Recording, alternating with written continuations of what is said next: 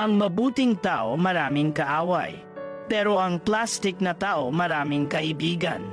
Sa buhay, may mga pagkakataon talaga na ang mga taong mabait at matulungin ay maraming kaaway. Hindi ito dahil sa kanilang masamang ugali, kundi dahil sa kanilang prinsipyo at pagmamalasakit sa tama. Sila ang handang lumaban para sa katarungan at itaguyod ang kanilang mga paniniwala. Sa kabilang banda, may mga tao rin na tila plastikado.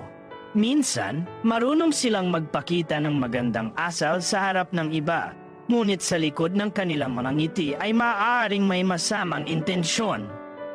Kadalasan, ang mga ito ay mga oportunista na handang isantabi ang kanilang prinsipyo para sa pansariling interes.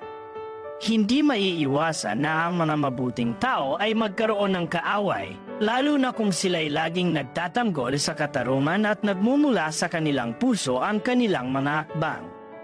Subalit hindi ito dapat maging hadlang sa kanilang pagiging mabuting tao. Ang tunay na halaga ay nasa kung paano natin inuukit ang ating mga pagkilala at prinsipyo sa buhay. Hindi ito nasusukat sa dami ng kaaway o kaibigan, kundi sa integridad ng ating mga kilos at desisyon. Mabuting maging tapat sa ating mga paniniwala kahit pa ito ay magdulot ng hindi pagkakaunawaan sa iba. Ipinapakita nito ang ating tunay na pagiging totoo sa ating sarili at sa iba.